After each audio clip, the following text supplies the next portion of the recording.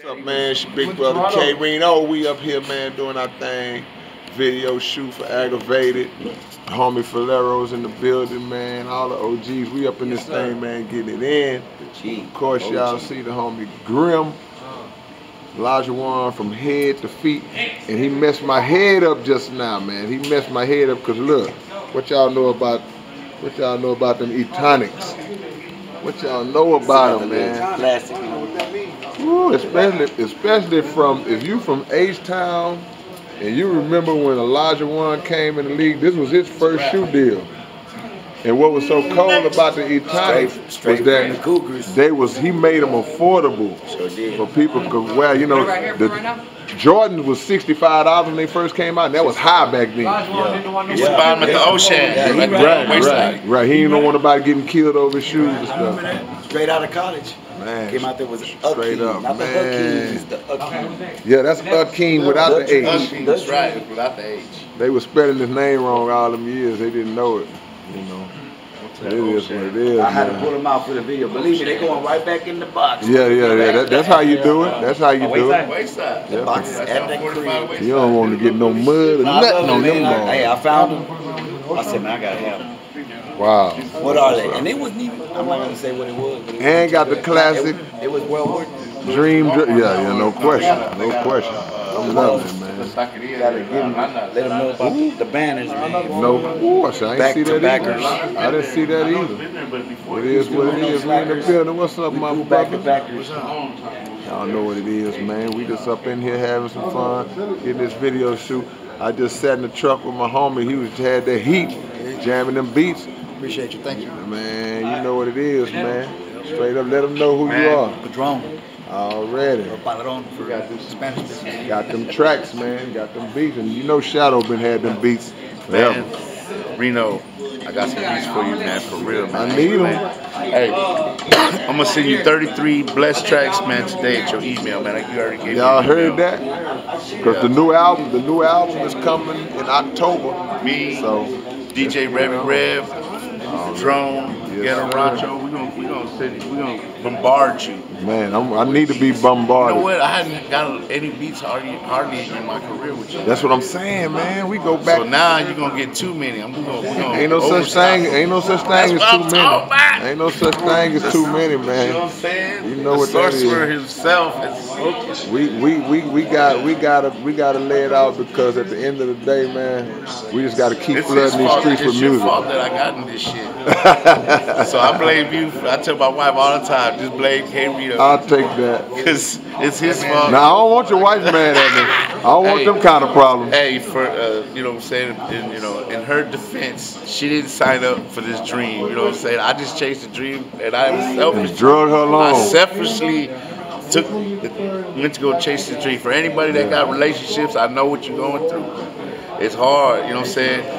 If you can find one that's down with you, they're gonna do a ride with you, ride or die, for real. Hang on in there. You got lucky, man, because it's hard out here with the relationship trying to make you talking about what Blank them say, late nights at the studio, and that's what it is, you know. We be in the lab from this time of day, when it's out look like that outside to when it's pitch black. So we working, man, but. You know, it's a dedication and a love that we got for it. We stayed up till 6 in the morning yesterday. This morning. We stayed up till 6 this morning, and then we fell asleep for a few hours, and we came to this video shoot. And my wife's at a bridal shower right now. You know what I'm saying? I'm supposed to meet her at our my brother-in-law's bar. Live band. It don't stop, man. It don't stop. This is we come out of one situation and roll right back into the next. From studio to video.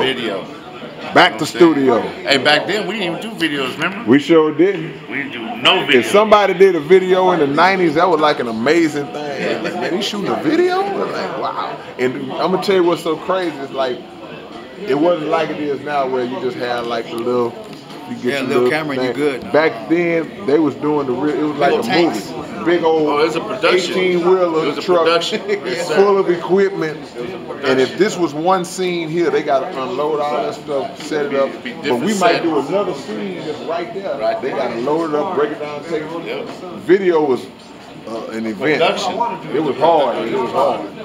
still is, but time consuming. it's time consuming. Now they shooting videos on iPhones. In prison. Yeah. Come on now. And like, how'd they get the phone in prison? Somehow, some way. They got access to everything in prison that they got out here in the free world. That's always been that. Always been that way, huh? Yeah. But I mean, you know, shit. This game has changed, man. It's being relevant again. Cause I got out the game, and when I got out about 6-7 years, because I had to go find myself. Yeah. And when I come back, the game had changed to a digital world. Right. And I was used to DATs and, you know, cassettes and, you know, CDs, you know what I'm saying? When I left, it was still CDs and people were on MP3s, you know, I mean on MPCs, you know what I'm saying, making the beats on MPCs and keyboards. Yeah. Now it's now it's computer programs. Yeah, and Fruity Loops was the and first now look, the old school producers, they still getting down by hand. They still they still on the MPC and all. Yeah, no doubt. Myself. Because it's about the result. Yeah. It ain't about what you use, how you use it. I only go by the result. If you figured out a way to make a track with a tin can and a spoon and a rubber band. Yeah, there you go. As long as it sounds dope. You know the crazy thing with these programs now, you can actually do that and make it sound like actual. Yeah.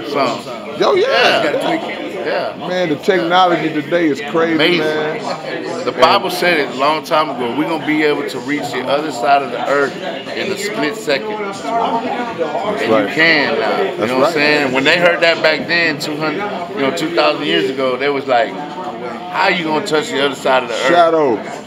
30, when we was in school, we used to joke about, we watched the Jetsons and all that, and you see all the stuff you see on the Jetsons basically is like FaceTiming and all that. That's what they was doing on the Jetsons when they hit that little visiphone and they hit the thing and they talking. That ain't nothing but FaceTiming. That's all it is. So but see, I think somebody was from the space time that came back and told us we was gonna have all this stuff.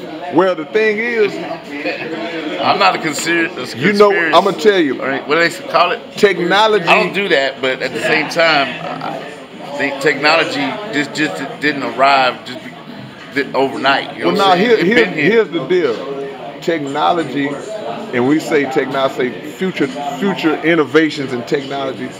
All of those things already exist in the minds of people. Correct. That's what I'm saying. We can conceive stuff like you said, just teleporting and like you say, FaceTime and all that. Those were principles that was already, like if you think about television, radio, those are principles that were already in our mind. But somebody just brought it into physical manifestation out of science. That's really. right. That's right. Science. That's right. You know what I'm saying? You know, so that's what we do. That's what we do.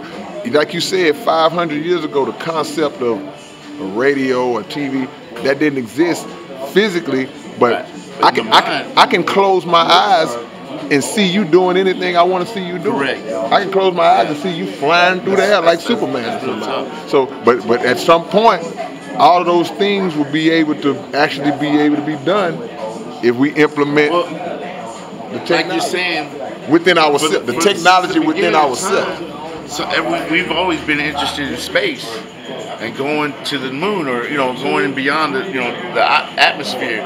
So even the space that we see today, like in the movies, I know it's made in a basement.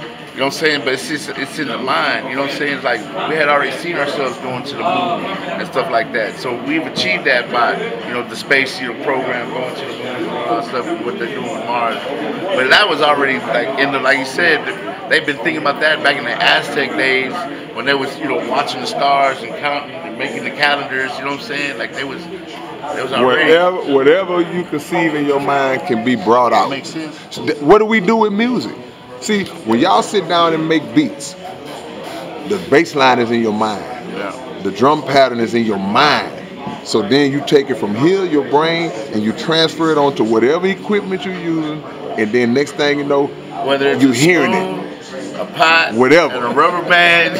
But guess what? You feel me? Before we hear it, you hear it in your head first. Yeah, right. Before I write a song, I hear it in my head. You form a line, you form it in your head first, and next thing you know, you say, man, I'm gonna do an album. I'm gonna make an album, and today is the first of the month. Then by 2 months later, you handed somebody the actual CD of what you did. You brought it into physical reality. That's what we do. We pull it, we extract stuff out of our minds and bring it into reality. I ain't gonna lie, man. I don't know how really I was introduced to you except for through Egypt and dope. You know what I'm saying? Yeah. Really. And you brought that philosophy, that right there, what you just said, like you put that in me because I was already making music, but I wasn't making it and putting it on a CD or making it like concrete, making it something tangible. Right. You know what I'm saying? I didn't do, you guided me to do that. Right. And when I did that, I wanted to be the first Mexican to do it. Because there was other rap groups that were there. Mexican Captain, Mexican Mafia, Generic Posse, Proper Dose.